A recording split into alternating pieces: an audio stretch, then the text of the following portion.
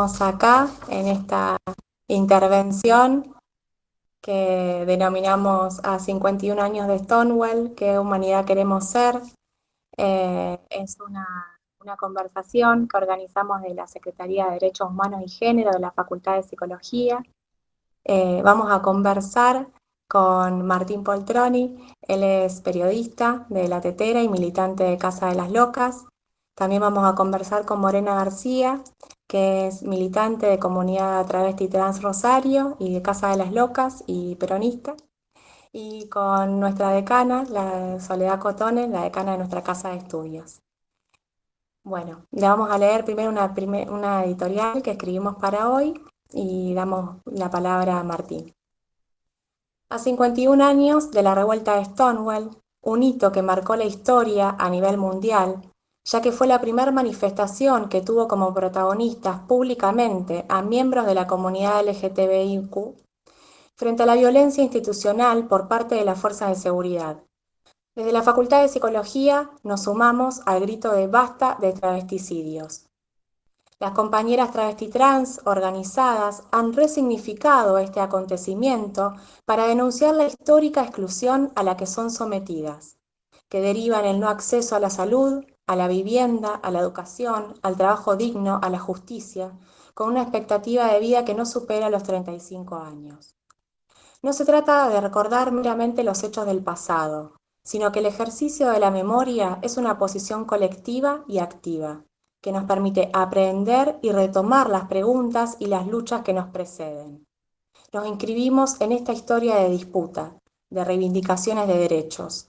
Es nuestra historia, nuestra lucha, de todes. En este contexto de pandemia, donde las desigualdades e injusticias se visibilizan con mayor crudeza, es un momento para repensar los discursos que apelan a la normalidad. Retomamos a Susie Shock y nos preguntamos, ¿queremos volver a esa normalidad? Si no queremos ser más esta humanidad, ¿cuál es la humanidad que queremos ser? A mí, Marta, nos gustaría preguntarte, bueno, como disparador, que vos puedas contar, porque quizás muchas y muchos de los que nos están escuchando no conocen, digamos, ¿no? La revuelta de Stonewall, entonces que pudieras dar cuenta de este acontecimiento, pero fundamentalmente también pensándolo en clave latinoamericana, ¿no? Para tratar de que este acontecimiento, digamos, anglosajón, blanco, bueno, cómo nosotros lo podemos resignificar y qué podemos decir, digamos, pensándolo más regionalmente. Te escuchamos. Bueno, muchas gracias a todos, a todas por la invitación. Bueno, Stonewall, la revuelta de Stonewall o los disturbios ocurrieron en 1969, eso creo que más o menos lo sabemos todos.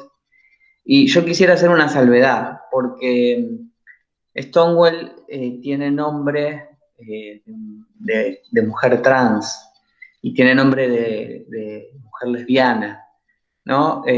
Hay dos nombres propios que se imponen, creo que con urgencia, que son el de Silvia Rivera, travesti, que fue una de las que capitaneó parte de esas revueltas. Ella era estadounidense, pero de madre venezolana. Había allí algo también de esa cuestión migratoria que se imprimía sobre su piel, sobre su existencia, junto a Marsha P. Johnson, muy popular, seguramente muchos habrán visto un buen documental que hay en algunas plataformas digitales, que era una trans negra. Y bueno, cuentan los historiadores, quienes han bueno, podido hacer una revisión de lo que fue ese momento, de que fueron las travestis, las trans, y de que fueron sobre todo lo que se denominaban las lesbianas fach, quienes encabezaron esa revuelta. No fue una protesta, no fue una movilización, fueron disturbios en contra de la violencia policial, de la represión sobre un bar en Nueva York. Lo que sucedió con los años es que justamente este hito histórico para el movimiento LGTB fue reapropiado por algunos sectores que de alguna manera trataron de llevar ese hito a lo homosexual, a lo gay blanco, anglosajón, un tanto despolitizado, digamos, pero el origen de la revuelta nos une fuertemente porque las protagonistas fueron olvidadas, ninguneadas. Y les recomiendo que lo busquen, está por allí el video en el cual algunos años después, un 28 de junio, en una populosa marcha del orgullo, Silvia Rivera es abucheada por los asistentes a una marcha del orgullo. En su gran mayoría eran varones gays que, bueno, digamos, veían en la representación de Silvia algo de lo cual se avergonzaban, y esto hay que decirlo con todas las letras. Esto fue así. Entonces, vemos cómo con el correr de los años, el 28 de junio como hito fundante para nuestro movimiento, debe necesariamente tener varias relecturas. Eso como primera medida, hacer un poco de justicia histórica sobre quiénes fueron punta de lanza, quiénes marcaron un poco ese camino. Eh, bueno, ¿qué estaba pasando en el mundo? En Argentina en ese momento, en 1969, nosotros podemos ubicar el nacimiento de lo que fue Nuestro Mundo, que fue el primer intento de organización homosexual, dicho en palabras de Néstor Perlonguer, que fue un poco la semilla que dio origen algunos años más tarde a el Frente de Liberación Homosexual, que fue la primera experiencia eh, política organizada, donde participaban entre 5 y 10 grupos aproximadamente, que con muchísima dificultad, bueno, intentaron en un contexto muy particular de la Argentina, bueno, empezar a plantear algunas reivindicaciones que tenían que ver justamente con la visibilidad, ¿no? de nuestros cuerpos que eran completamente invisibles, ¿no? en ese escenario de discusión política. Y allí también, digamos, podemos decir que el Frente de Liberación Homosexual sentó parte de las bases que fueron retomadas muchos años después, yo diría 20 años después o más quizás, bueno, para empezar a pensarnos en el aquí y en el ahora. A ver, el Frente de Liberación Homosexual estaba integrado por grupos que venían de la izquierda, grupos religiosos y algunos sectores que vieron en esa primavera política la oportunidad para discutir. Hace algún tiempo en una actividad muy interesante, uno de los integrantes del Frente de Liberación Homosexual, Jorge Giacosa, nos contaba y nos decía que de esa historia, de la historia del Frente de Liberación Homosexual yendo a recibir a Perón, dice, bueno, digamos, se ha dicho de todo con el transcurso de los años. Y nosotros rescatábamos esto que él decía, éramos 15 mariquitas locas en medio de la plaza, protegidas por algunos sectores que nos bancaban y abucheadas por otros sectores. Digamos, ahí hubo una tensión muy fuerte por la presencia en esa plaza y por qué sectores trataban justamente de despegarse de eso que era un emergente social muy claro. De ahí todos recuerdan el no somos putos, no somos faloperos, bueno, ¿no? Que fue también una expresión que perduró con el correr de los años y que marcaba justamente quienes no querían que estemos en esa plaza. Digo que estemos en el sentido simbólico, ¿no? De reapropiación histórica de lo que fue ese momento para nosotras como movimiento. No lo quiero hacer demasiado extenso, pero decir también que, digamos, una de las experiencias más interesantes también de aquellos años, que hoy nos permiten dar cuenta de lo que fue ese proceso, es la revista Somos, de la cual están publicadas la mayoría de los números del Somos. Y vuelvo a esto no solo digamos, por mi profesión, por ser periodista y haber ido permanentemente a buscar artículos allí para tratar de entender un poco cómo había sido todo ese proceso, sino porque esos números que no fueron demasiados, se dieron los primeros debates sobre el cuerpo, por ejemplo. Qué tipo de cuerpo habitaba en ese momento, cuál era el cuerpo de las mariquitas de aquella época. ¿Cuál era? Hubo debates interesantísimos que después, por supuesto, desaparecieron completamente, se vieron interrumpidos con el golpe del 76, ¿no? La dictadura cívico-militar que obligó a los referentes más importantes a dejar el país, el caso de Berlinguer exiliado en Brasil, y bueno, esa experiencia no se retomó, digamos, después con el regreso de la democracia. Hubo otras formas de organización que también fueron muy importantes, y allí podemos mencionar, por supuesto, a Carlos Jauregui y a la fundación de la CHA, la Comunidad Homosexual Argentina, un poco más adelante, ya en la década del 90, lo que fue Gays DC, Gays por los Derechos Civiles, que fueron experiencias, bueno, también hay que contextualizarlas en la época, ¿no? Se luchaba por derechos civiles, comenzaron a aparecer los primeros grupos de compañeras trans, y allí estaba Belén Correa, Loana Berkins, que entendieron y vieron que justamente Carlos habilitaba el espacio para que se puedan empezar a organizar también. Y de allí para mí una de las definiciones más importantes de este 28 de junio, que es por qué el orgullo, y el orgullo porque es justamente una respuesta política, ¿no? A esa sociedad que pretendía poner, ¿no? a la disidencia sexual, a la diversidad sexual en el lugar de la vergüenza.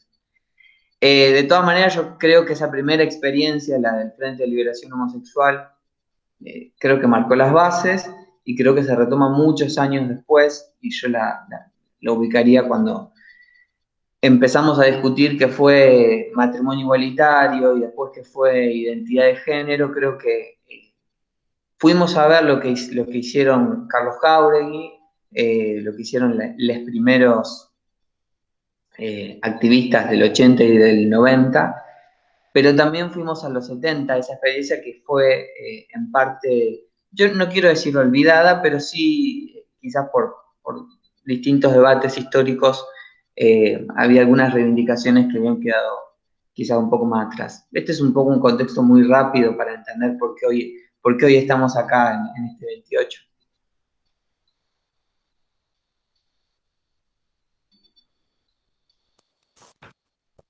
Bueno, un poco también, no sé si vos, More, querés contar cómo fue que, que este 28, digamos, que el Día del Orgullo, lo han resignificado, digamos, o lo han convertido en esta marcha, en esta lucha activa que tiene que ver con la marcha por basta de travesticidios, si querés contar un poco a raíz de ahí. Bueno, primero también agradecer la invitación a poder formar parte de estos espacios eh, que visibilizan problemáticas como la del colectivo travesti trans, y justamente esto en el marco del 28 de junio es importantísimo para mí, básicamente, poder trazar esta línea de tiempo desde Stonewall hasta las trabas nuestras, y poder darle una continuidad en este contexto de pandemia eh, que parece haber detenido el mundo, básicamente. Eh, Nada, hoy hablábamos en un curso de género que teníamos temprano de esto, de las similitudes, y se traía a colación el hecho de que el colectivo travesti trans nunca perdió esta identidad de poder denunciar las cosas gravísimas, de el avasallamiento a a cosas que se dan por sentado, como por ejemplo, qué sé yo, cuando se habla de derechos humanos, parece que hay un anexo aparte que si se trata de travesti o trans, no aplican. Y bueno, Silvia y Marcia lo replicaban en aquel momento. Las trabas nuestras en dictaduras, hubo muchas desaparecidas, muchas detenidas. Eh, bueno, La Perla, el centro del famoso, el nefasto centro de detención La Perla puede dar cuenta de ello. De hecho, invito a quienes no conozcan o no estén interiorizados en el tema a buscar la página del Archivo Trans de la Memoria. Y aún así, en una primavera democrática, como se pensaba o generalmente se creía que todo había pasado, para la travesti o la trans de ese momento, no. De hecho, o sea, al contrario, recrudeció. La violencia policial fue totalmente avalada, parecía que la travesti o la trans no era un sujeto de derecho. Hoy en día podemos visibilizar eso gracias también a la lucha de las compañeras, tanto de acá de Rosario, históricas, como las de todo el país. Podemos recién poder visibilizar eso y haber luchado en consecuencia.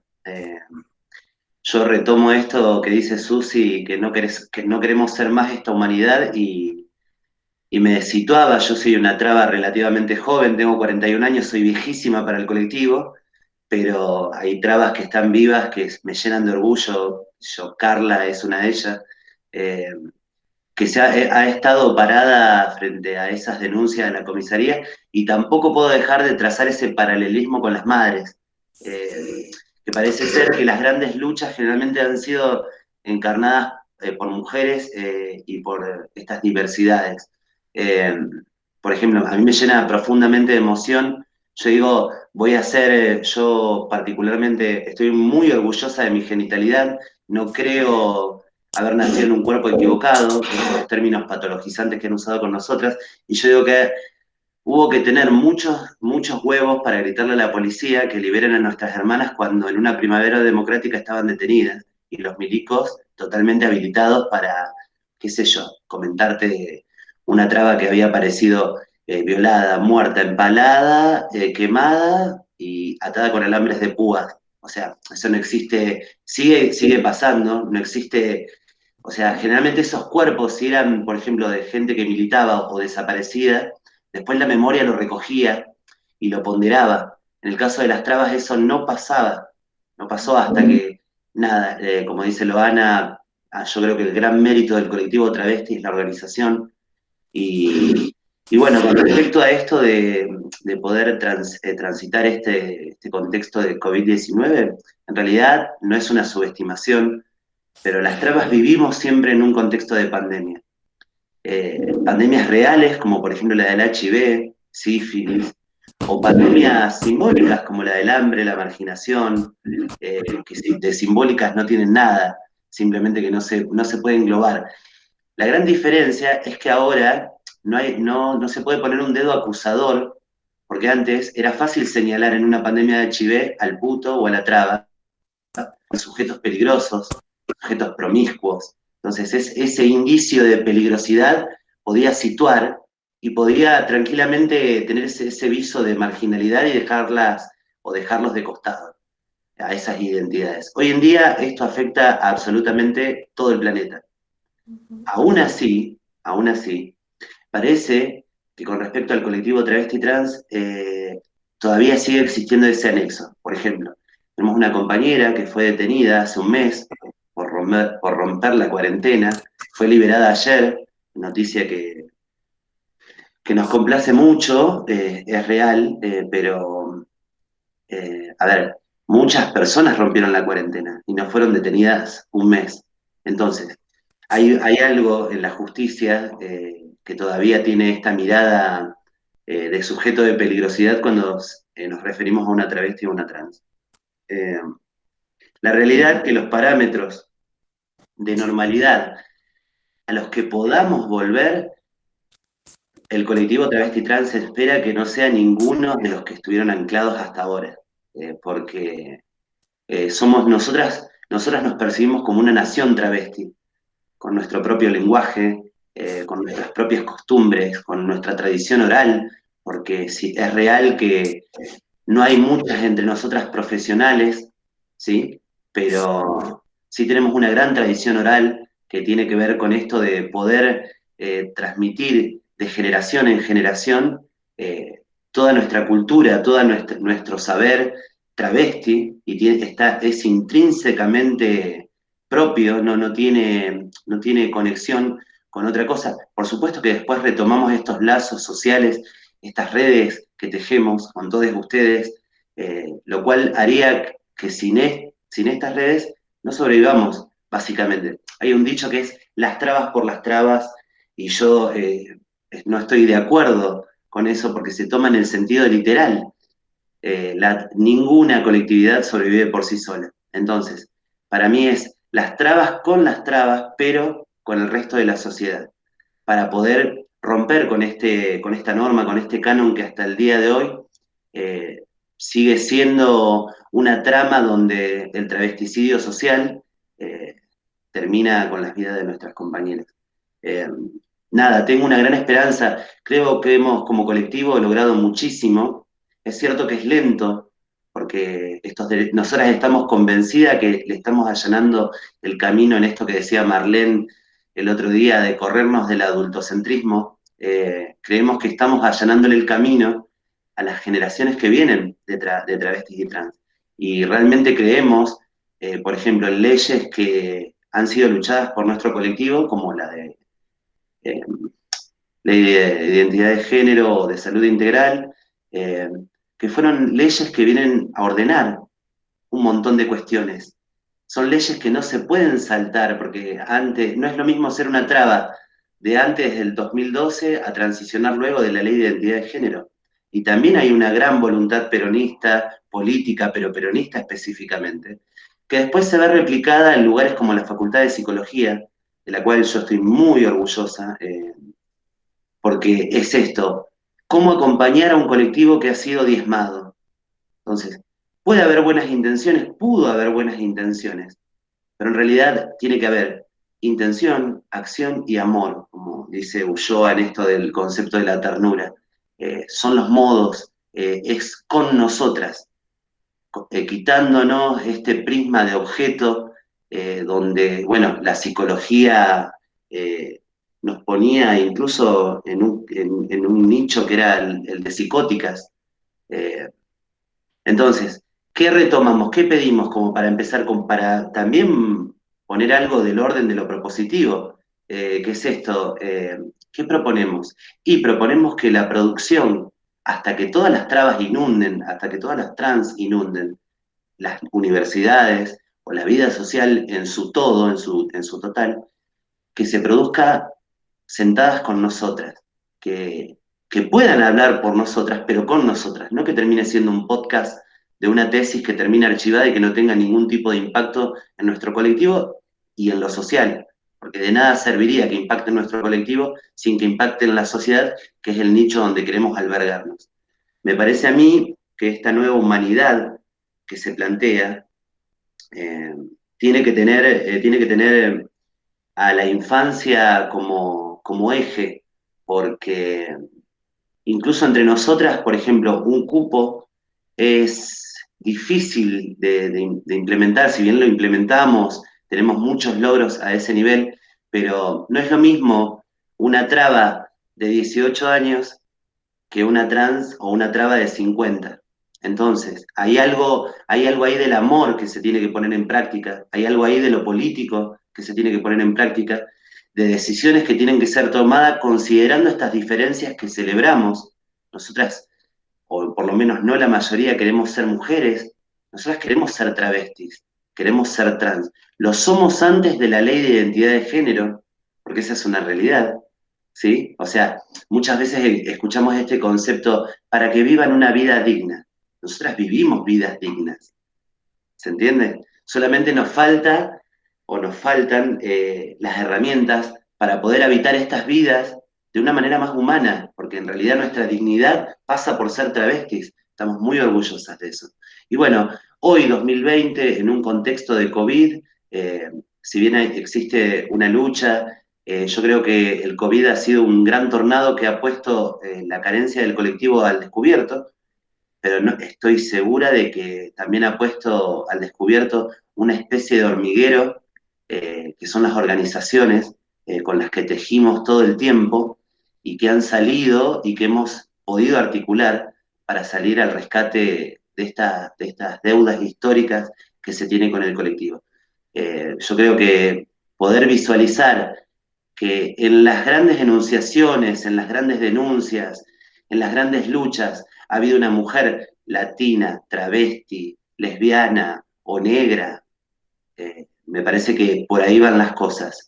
Para específicamente desde el peronismo, para poder pensarlo que el peronismo es horizontal y no es vertical y que las marginalidades hasta donde nos situaron a nosotras es donde tiene que alcanzar ese derrame de igualdad.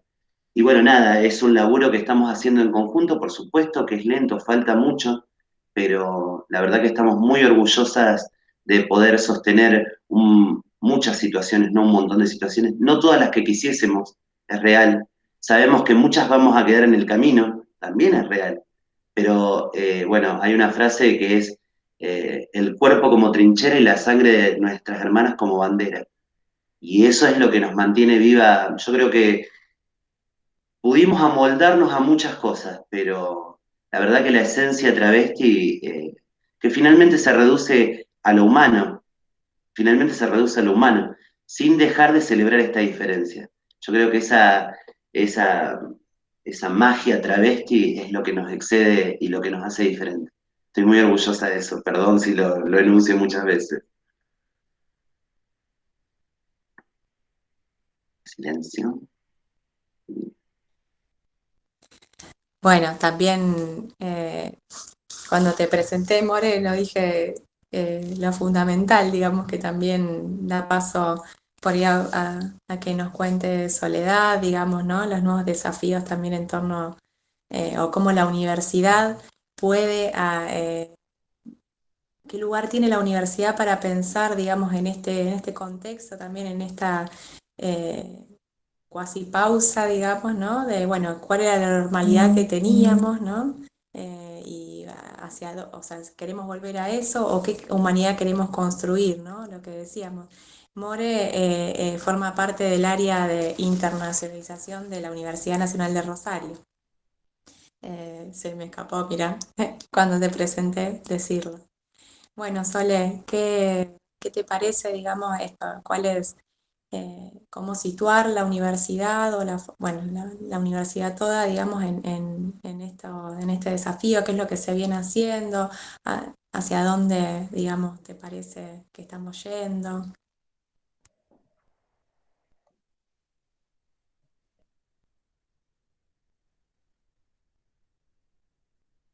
Hola, Pauli, se te apagó el micrófono.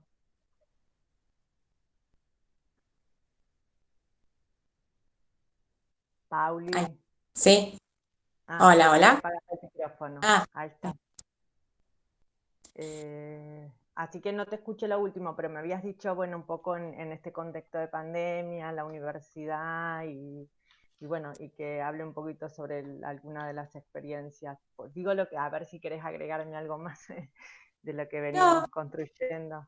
vamos conversando, digamos, en torno, bueno, como también, digamos, como decana y como protagonista de la universidad, también incluso, bueno, podemos quizás retomar algo en este reclamo, digo, que también hacen las compañeras, ¿no? En torno a los y las psicólogas, digamos, cómo podemos transversalizar, digamos, algo de esto también en torno a repensar nuestras propias prácticas, bueno, los desafíos que hay en torno a la universidad, que creemos que algunos, digamos, ya lo estamos haciendo, ya lo estamos transitando y recorriendo, y es una decisión política, pero bueno, ¿cuáles son también los desafíos o cómo podemos como universidad acompañar? ¿Qué pensás vos en torno a esto?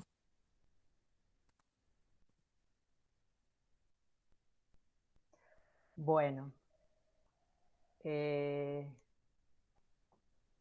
gracias porque en principio escuchar a las compañeras, gracias compañeros en realidad por tanto que nos enseñan. Yo partiría diciendo algo que para mí es muy importante y recuperando fundamentalmente lo que iban diciendo quienes hablaron previamente. El colectivo de diversidad, las compañeras travesti, trans, sino que nos han enseñado es de organización, de lucha, de resistencia, y quiero recuperar eso, porque en principio darle la voz a la universidad para mí es al revés, es que la universidad le dé la voz a, a estos colectivos que en realidad tienen un montón para enseñarnos. Eso es en realidad uno de los primeros movimientos que intentamos hacer desde Facultad de Psicología cuando pensamos el cupo laboral travesti trans para nuestra universidad. Es decir, qué tienen las compañeras, el colectivo, la colectiva, la Casa de las Locas en ese momento, eh, para, para discutirnos, para enseñarnos de por dónde, de qué modo podrían estar trabajando en nuestra universidad, de qué modo podríamos hacer ese cupo laboral. Y eso fue una construcción que quiero recuperar fuertemente, porque ahí era un momento donde la facultad y los compañeros que venían del ámbito universitario se ponían a disposición de lo que era el colectivo en relación a las necesidades que como el colectivo iban planteando de algunos lugares que eran profundamente restrictivos, ¿sí? O algunas condiciones que eran profundamente restrictivas porque, como bien lo dijo More, en algún momento hay condiciones que cuando le decimos a las compañeras que tienen 30, 40 años y vemos sus historias de vida, esas condiciones no van a poder responderlas porque a veces no se ha terminado el secundario digamos, o tienen historias que no podrían dar cuenta de algunas exigencias que la propia universidad ponía.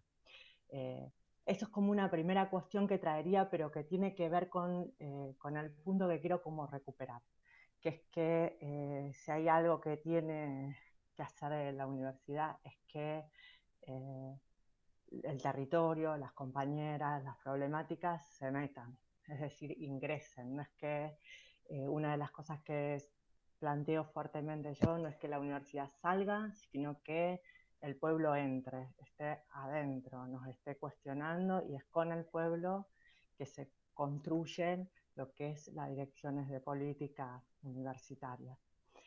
Eso es lo primero que quería, con lo que quería iniciar.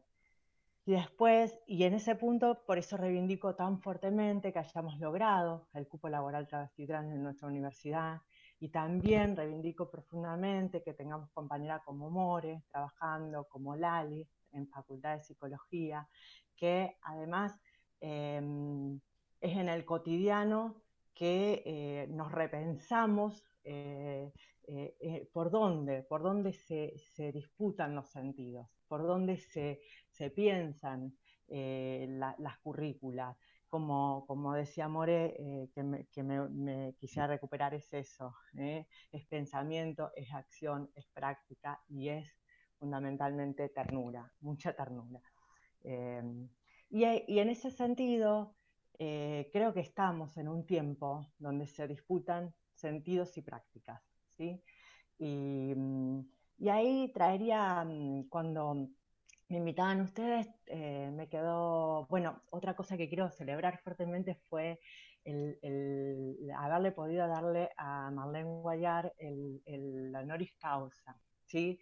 Que fue una propuesta que sale desde Facultad de Psicología, también articulada con las compañeras de Casa de las Locas, que la plantean a ella como referencia, como un lugar de que en ella están todas las luchas, todos los nombres, que era no solamente convergían un montón de vidas, y creo que además cuando empezó a hablar fue muy emotivo porque es el punto que ella recupera en su historia el sueño de Loana y de otras de tener ese lugar de reconocimiento, y creo que, bueno, un poco con esas últimas significaciones y de haber estado ahí en ese encuentro con Marlene, quería recuperar algo de su libro que a mí me resonó, que ella está hablando de otras cosas, pero quisiera tomarlo acá para pensar en relación a esto que traen ustedes, compañeras, de la cuestión en relación a qué humanidad.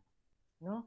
Y Marlene, en relación a la historia de las compañeras, dice algo que a mí me tocó mucho, que dice, la materia, ella es ceramista, ¿no?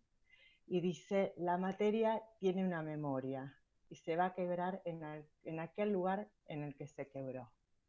Y yo tomaba eso y creía pensarlo en relación a lo social, a nuestras comunidades, que tenemos que pensar que el desafío, que para tener otra humanidad debemos pensar en nuestra memoria colectiva, en esos lugares de mayor sufrimiento, porque es ahí donde socialmente nos vamos a quebrar si no podemos armar un trabajo de reparación, digamos, histórica con esos colectivos, ¿sí? Creo que esa es la gran deuda social que tenemos, que es recuperar esos lugares en el cual hubo mucho sufrimiento, porque está ahí un trabajo de reparación que, acuerdo que se tiene que hacer con política pública, pero con ese lugar tierno y de escucha, y por eso para mí es tan importante las organizaciones sociales, porque son esas organizaciones que nos tiran los lugares por donde, pero recuperar ahí los efectos digamos, para poder empezar a reparar. Eso creo que es fundamental, empezaría por ahí. ¿eh? Y en eso recuperaría también algo que traen las compañías de colectivo y que también lo decía Marlene, que dice, lo traba es encuentro y reparación. Eso creo que es el punto que tenemos que poder pensar en este contexto fundamental. ¿Cómo generamos la posibilidad de encuentro y reparación? Algo de lo que traía More, bueno, también Martín nos traía toda la cuestión de la historia, también de nuestra historia en relación al movimiento en Argentina. No es, y eso es un punto que yo estoy trayendo fuertemente en mis últimos escritos y discusiones con compañeros y compañeras, que es recuperando justamente nuestras marcas, nuestra memoria, nuestra historia, nuestros proyectos colectivos, ¿sí? Y que ahora es muy importante y es muy fuerte que resignifiquemos eso. Es en la actualidad, pero es con nuestras marcas históricas, con esos proyectos que quedaron en el camino, que hoy tenemos que volver a resignificar. Porque estamos en un momento complejo. Yo lo digo complejo porque en las últimas, en el último escrito planteaba algo de que estamos en un tiempo donde la pandemia está narrada, ¿sí? Hay mucha narración, hay mucho de lo que nosotros hemos disputado y ahora uno siente que se habla con nuestras palabras. Y entonces, y la práctica es profundamente distinta, ¿no? Como uno a veces piensa, bueno, ¿cómo puede ser una práctica? Alguien puede hablar tan fuertemente del cuidado y aparecen, qué sé yo, tenemos una Villa 31 sin agua, ¿no? Quiero decir, y sin embargo hay un discurso fuerte de cuidado desde algunos sectores. Quiero decir, el sector que además, para lo que yo pienso como un proyecto político de justicia social, es un sector que se constituye claramente en enemigo, ¿sí? Pero quiero decir, entonces, que tenemos que poder fuertemente disputar sentido, y yo creo que en este momento y en la conversación que tenemos nosotras es ese sentido que hay que disputar es en torno a la que entendemos por cuidado. Y ahí tomaría, ¿qué es esto del cuidado? ¿Qué es esto del cuidado al otro? ¿Qué es esto del cuidado a la otra? ¿Qué es esto de que si una compañera no está contemplada, entonces no estamos contemplados todos? ¿Sí? Hay algo del derecho que tiene que ser para todas y todos, y tiene que ser un derecho además a la diferencia.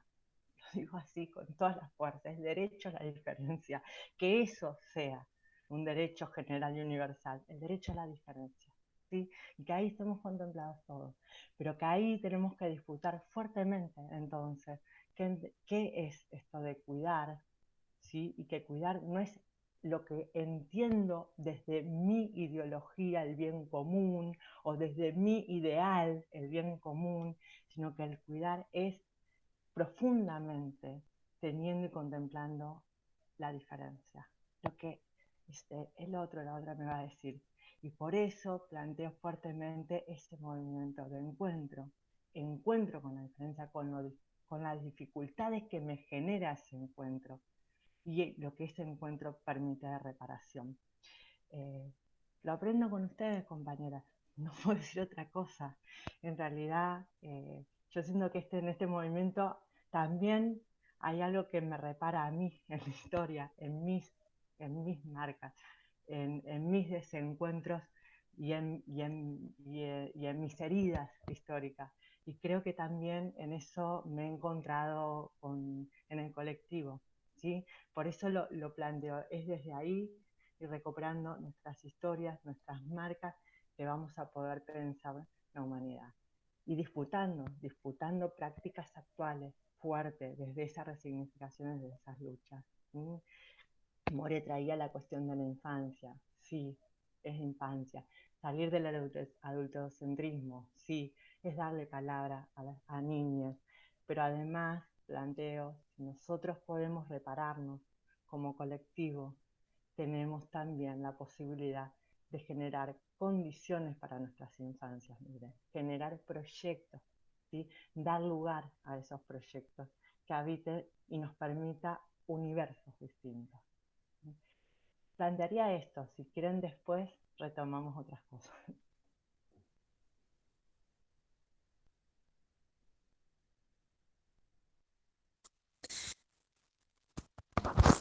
Me acordaba de la poesía de Susi, ¿no? More decía, bueno, o revisar que quiénes están incluidos, digamos, en lo que de hecho defendemos, ¿no? Como derechos humanos y lo que hemos construido, pero bueno, en ese humano que quiénes están incluidos, digamos, o a quiénes estamos dejando por fuera, ¿no? Vos decías, Soledad, recién esto, el derecho a la diferencia, y pensaba, me acordaba de- del poema de Susi, El derecho a ser un monstruo, con este recorrido también que hacen las compañeras, bueno, ¿no? De la identidad traba, que no es, quizás en otro momento también había algo, ellas en otras oportunidades, ¿no? Las he escuchado, digamos, relatar también cómo hubo algo de cierta hegemonía de los cuerpos que también las habitaban, digamos, a ellas mismas. Bueno, digamos, si quieren conversar, lo pueden hacer, me pueden interrumpir. Yo te quería preguntar, Marta o More, bueno, en este contexto también de aislamiento, digamos, de distancia, más, en este contexto de pandemia, vamos a corregirnos, ¿no? Donde la medida del aislamiento, digamos, es lo que nos permite cuidarnos. Pero bueno, dificulta, digamos, o no, cómo lo están sorteando en torno a la organización de la comunidad, digamos, como mañana no vamos a poder marchar, pero bueno, qué es cuáles son las discusiones o digamos, o cómo se están acompañando en estos momentos en donde hay algo de lo presencial, digamos que justamente para poder cuidarnos tenemos que distancias, decía Marcelo Persia, que distancias que cuidan, digamos, ¿no? Distancias que nos protegen.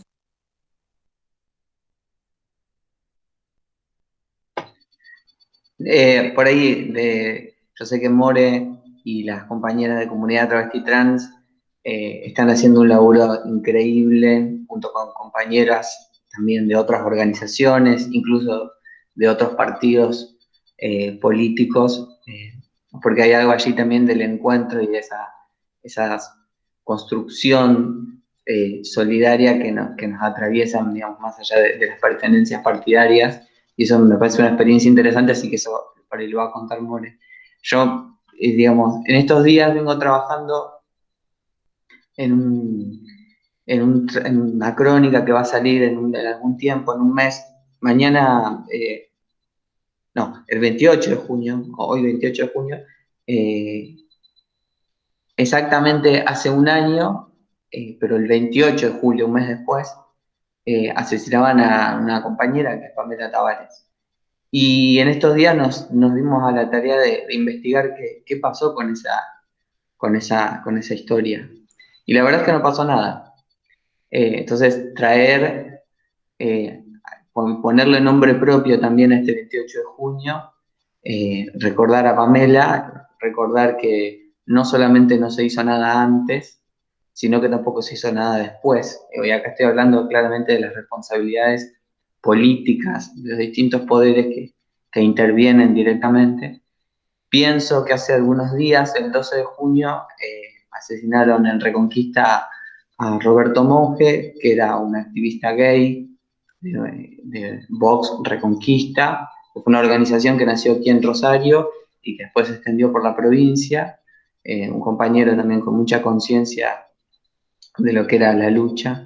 Eh, Pienso en Pablo Borsato, también otro crimen ocurrido hace poco tiempo, compañero que estuvo mucho tiempo aquí en Rosario. Pienso en Vanessa Zavala, pienso en Diana Zacayán. More, podés prender el micrófono y ayudarme, pero digo, pienso también en que en la Chiviro, en que tampoco avanzó la investigación de ese caso. Pienso en Sol Gómez, por ejemplo, y en toda esta enorme deuda que todavía tiene el sistema para empezar a pensar, bueno, probablemente también qué hacemos con nuestros muertos, cómo los vamos a honrar, en relación a las infancias, pero también a la memoria de estos compañeros que terminaron pagando con su cuerpo lo que es vivir todavía en este sistema que nos oculta. Sí, y también esto de, a ver, en los casos que mencionaste había, digamos, un hecho específico, ¿sí? Que era un travesticidio, y siempre a mí me hizo ruido esto, la diferenciación entre travesticidio y travesticidio social.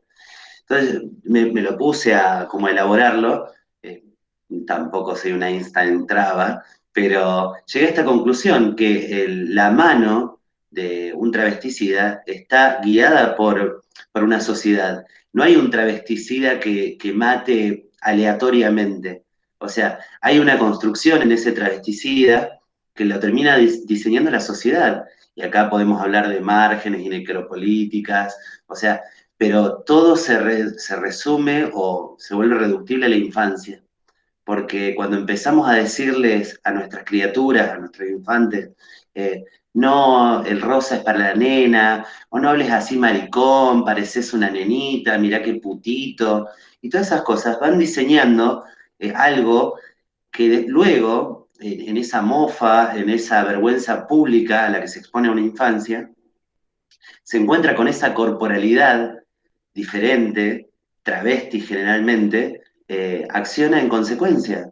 Y no solamente tiene, digamos, a manos una traba, la muerte por un travesticida, sino que muchas veces la desidia social termina provocando esto. Por ejemplo, 2020, pandemia, y estamos hablando de un caso donde, por ejemplo, en el caso de la compañera que mencioné anteriormente, estuvo presa por romper la cuarentena, cuando a cualquier otra persona se la lleva a la comisaría, se la ficha, vamos a decirlo así, y se la acompaña hasta la casa, pero no en un acto de amor de la policía, sino para corroborar que vive en ese domicilio, para que luego la carta de documento le llegue, o la citación le llegue.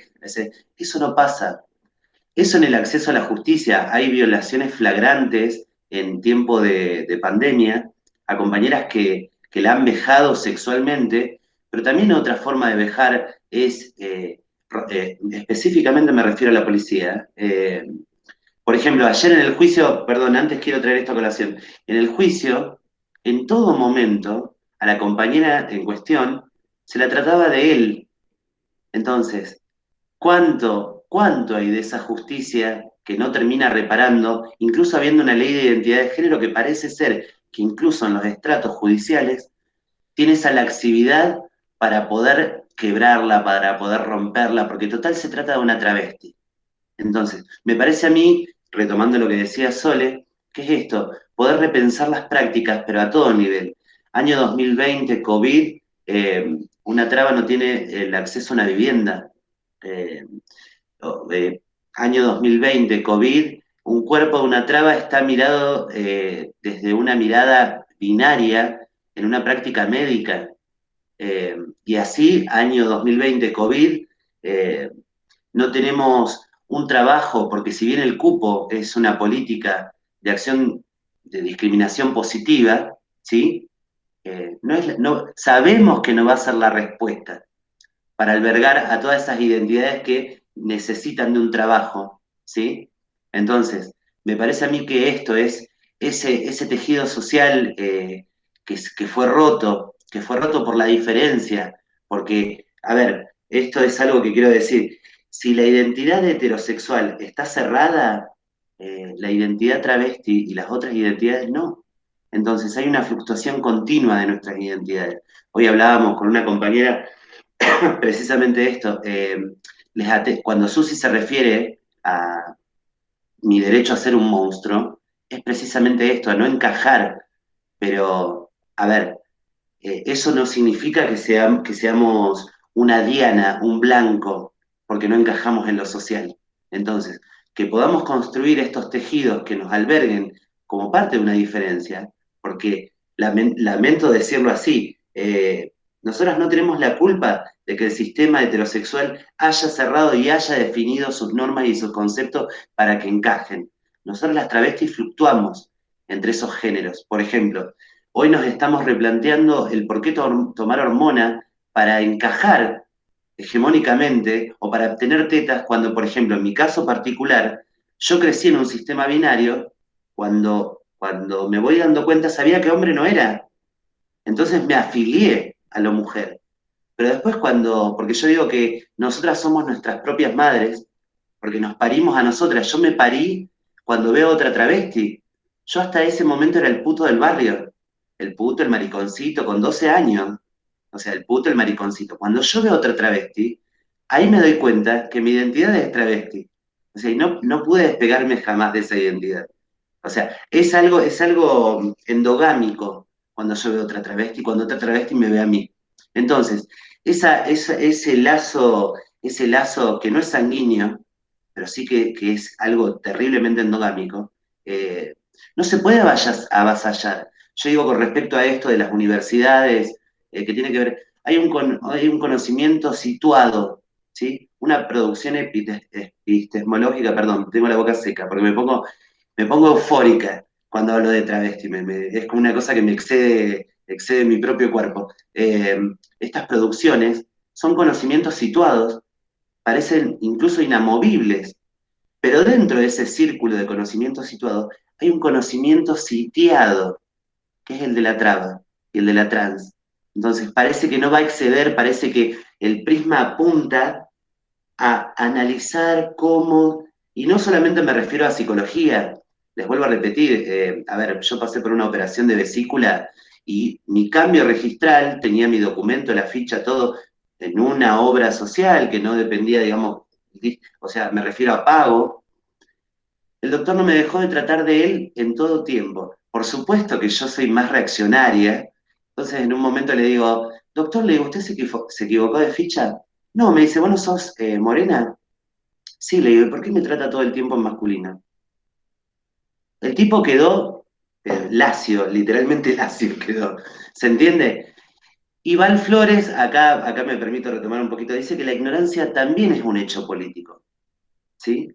La ignorancia no es algo, si tomamos a la ignorancia como algo inocente que se desconoce, no. O sea, toda la información sobre nosotras, aquellos que se han dedicado a escribir sobre nosotras, no con nosotras, estuvo ahí todo el tiempo. Y la sociedad en su gran mayoría no se ha dedicado a, a retomar esto. Entonces es un hecho político cuando decidís ignorar a otras diversidades, a la diferencia.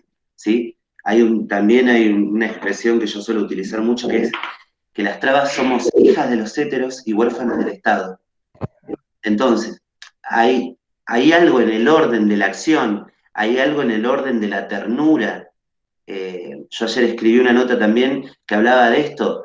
Parece que hay un destino travesti que tiene que ver con saber, aún sin comprenderlo, que en nuestras infancias no hubo arrullo, no hubo absolutamente ninguna de esas prácticas del amor.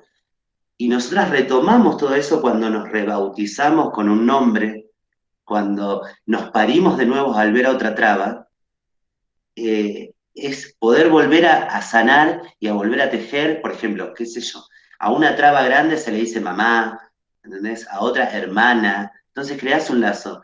La Milla Vargas Lobo también en una nota decía esto, de cómo las trabas pudimos tejer una familia nueva con todo lo que eso implica, pero en el sentido del desarme total del concepto tradicional de familia, y poder resignificar ese término de familia. Para nosotras, estar en una esquina es la mesa del domingo de las familias normales, ¿se entiende? O sea, encontrarnos y cargarnos sobre nuestras miradas hegemónicas, incluso sobre nuestro cuerpo, que no estamos todas no, ninguna está deconstruida. Nosotras creemos, de hecho, que la deconstrucción es eterna, porque siempre va a haber algún preconcepto de este machismo que nos caló hasta los huesos. Entonces, pero sí es real que por ejemplo, es increíble que estemos discutiendo, esta semana participamos en un grupo que, que por ahí tiene que ver mucho con esto del orgullo, o sea, el año pasado se planteó que el basta de travesticidio ya estaba como de modé. Imagínate, nosotras que somos yarará encamalotadas, básicamente. O sea, a ver, históricamente la ley de identidad de género, históricamente la ley de matrimonio igualitario dejaron de ser los lemas de las marchas cuando ese derecho se conquista. Mi pregunta es, ¿en algún momento los travesticidios van a dejar de existir? Y la verdad que no, ¿se entiende? Pero cuando se logre que el travesticidio deje de ser una causa social, entonces podemos hablar de otra cosa. ¿Se entiende? Estamos lejos de ese derecho, porque vuelvo a repetir, necesitamos la real implementación de la ESI con una mirada travesti, con una mirada no binaria, con una mirada queer. Necesitamos eso de manera urgente, porque es de donde parte la enseñanza. Necesitamos que los profesionales se capaciten en todo lo que tiene que ver con la diversidad, porque si no realmente están tocando una guitarra con un tenedor, básicamente. Pero peor aún así, instalan la mirada esta de ecualización, y es lo que decía Sole, hay una mirada de ecualización, no, todos somos seres humanos. No, realmente no, ¿se entiende? O sea, yo celebro mi diferencia. Ahora que mi diferencia no se transforme en un obstáculo, o peor aún, en motivo de ser casada. Nosotras hemos sido casadas literalmente. Y no hubo, hasta hace poco, no hubo un recogimiento de esto del pueblo, que es la botella que se tira al mar en forma de memoria y es recogida por el pueblo. Ahora, pero gracias a la lucha travesti y gracias a los compañeros que pudieron hacer de soporte de esas redes. ¿Se entiende? A ver, cuando una travesti caía presa en los 80 o en los 90 perseguida por la infame moralidad pública acá en Rosario, y había otro que en este momento no recuerdo, pero me suena mucho a la Liga de la Justicia, pero tenía algo asociado con lo de decencia, porque con esos nombres que se nombran, automáticamente nos ponían a nosotras como el sujeto de degeneramiento, como el sujeto de morboso, como el sujeto delictivo, y un montón de cuestiones. Entonces, aún en esa época, nosotros no teníamos abogadas. Entonces, ¿qué pasa? Cuando caía alguna presa, alguna abogada que estaba fuera del colectivo travesti, que generalmente tenía un viso feminista sin saberlo, acudía a nosotras.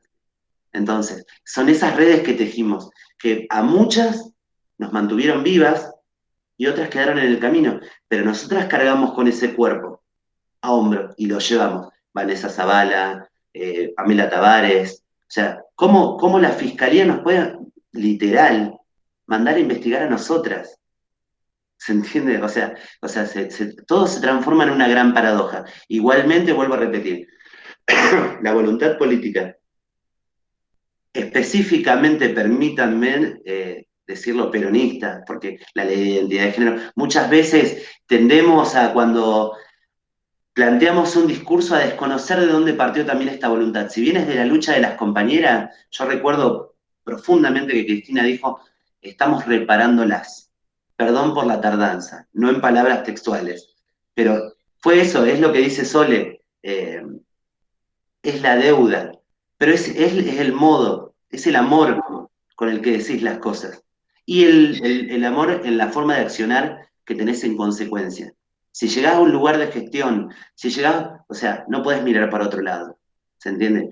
Hay una hija tuya, hay un hijo tuyo que quedó en el camino, recogelo, traelo en forma de memoria, repará con algo que sea histórico. Y en este caso, si bien nosotras pudimos articular con un montón de compañeras, Jacqueline Romero, Pamela Rochi, Fátima, de la red Reparar, yo también creo eso, no podemos quedarnos en lo estrictamente partidario, porque de hecho el peronismo no es así. Entonces, se termina rebalsando para todos los costados y después cuéntenla como quieran. Yo quería agregar una sola cosita de lo que estaba contando More, que es un recuerdo muy claro de hace no muchos años, que son, siempre contamos lo mismo, pero quizás hay compañeros que nos están viendo ahora, que son las dos plazas. ¿Saben lo que son las dos plazas? La plaza del matrimonio igualitario y la plaza de la identidad de género. Yo digo, les pido que vayan y busquen esas plazas. Busquen lo que fue matrimonio igualitario y busquen lo que fue la plaza de identidad de género. Y ahí, en eso, la sociedad tiene que hacer una profundísima autocrítica, incluso sectores militantes, porque en esa plaza no estábamos todos. Digo, estuvimos todos para hacer la autocrítica, pero la plaza de la identidad de género fue una plaza cuasi vacía. ¿eh? Digo, aquellos que estuvieron haciendo lobby, paseándose por los canales de televisión, hablando en nombre de, no estuvieron en esa plaza. Y eso es un hecho de nuestra historia reciente, no es un reproche, es tratar de pensar qué hicimos realmente hace muy escaso tiempo. Digo, y con esto que marcaba More también, el 28 de julio del 2017, cuando nos movilizamos frente al Ministerio Público, éramos un puñado, así, No, tuvimos que dejar a Pamela sola en el velatorio, literal. claro. Éramos, ponele, 12 trabas y 20 militantes. Entonces, yo digo esto, siempre retomo esto, por supuesto que como crítica al feminismo, como una crítica, a ver, repensemos, ¿por qué las travestis levantan la bandera del aborto legal, seguro y gratuito? Si somos cuerpos no gestantes. A mí no me interesa cuál es la causa, me interesa profunda. A mí me interesa que se amplíe ese derecho. Ahora, cuando es a la inversa y es una marcha de basta de travesticidio, ¿por qué no hay nadie? ¿Cuáles son las implicancias? Siempre podemos identificar a las personas que son excluyentes de lo trans en el feminismo, como las enemigas mortales. Y yo digo, o pienso particularmente, que generalmente el foco no está en el enemigo visible, sino en cómo el discurso ha calado en nosotros mismos. ¿Se entiende lo que digo? O sea, a ver, muchas veces decimos, qué sé yo, le podemos decir a la TERF, ay, vos excluís a las... No, y en realidad es, a ver, si yo tengo una compañera feminista al lado mío, que por ahí tiene esta construcción machista y que no se puede despegar, y fíjate porque, o sea, a la TERF la puedo identificar por el discurso, pero a vos te tengo al lado mío luchando codo a codo. Entonces esto es lo que, o sea, retomemos las banderas, o podamos o encontrémonos pudiendo levantar la bandera de otro, ¿se entiende? De otro que ha sido marginado históricamente, de otro que tiene la necesidad de la compañía y de la multitud, pero no en este término, vuelvo a repetir, ecualizador, ¿sí? O sea, convencete de que esa traba que están matando, o sea, primero se organizó, llevó tu bandera, ¿se entiende? A lo mejor no específicamente la que mataron, pero hay una colectiva que la levantó en nombre de ella. Entonces, nada, yo creo que ya hay cosas que no se pueden obviar porque si no nos las llevamos por delante. Y hoy en día el colectivo está situado en una posición que ya no está invisibilizado. Entonces, nos quedan dos cosas por hacer. ¿Elegimos ignorar estas cuestiones o nos hacemos cargo? Entre todos. Quiero decir una cosa, creo que lo decía, creo que te lo decía Eve en una charla voz, o bueno, pero creo que quiero como recuperar algo de esto, porque hay algo que vos traías a las madres y a su lucha, y, y hay algo de lo que me resuena, de que nos van contando y además de escucharlas siempre, que es ese lugar donde hay, se ha sufrido mucho y digo, a veces en la escucha genera como como militante hay momentos que me indigno escuchando de que ustedes tengan que salir a decir somos pueblo. Como digo, este lugar donde, bueno, nosotros somos pueblo y realmente, digamos, son pueblo y además, diría, sufren de todas estas cosas que nuestro pueblo no se ha dado el lugar de pensar, ¿sí? Y entonces, tomando esto, decía, Eve decía que, bueno, después de algunos sufrimientos, uno ubica en lo que es alguna cuestión que es para pelear siempre, que es que todo sufrimiento ajeno te duela en el cuerpo, como si te fuera, es propio, no diciendo pobre, cómo sufre, no, que te duela en el cuerpo, que es desde ese lugar. Yo, compañeras, les creo que ustedes realmente militan, construyen y nos enseñan desde ese lugar todo el tiempo, se toman la bandera ajena como propia porque el sufrimiento del otro les duele en el cuerpo. Y a eso quiero reconocerles enormemente. Así me he sentido yo muchas veces cuando, cuando toman también a lo mejor mis relatos, mis cosas, me siento en ese punto, que aquel lugar donde a lo mejor yo he transitado, he sufrido, han estado ahí, ustedes también, como cuidándome, me he sentido muy cuidada en ese colectivo, y es decírselo también. Bueno, como por ahí dijimos en la editorial, algo de esto queríamos, o me parece que se transmitió, digamos, en esta conversación, ¿no? No es que las desigualdades y las injusticias estén ahora, nos preceden, digamos, es algo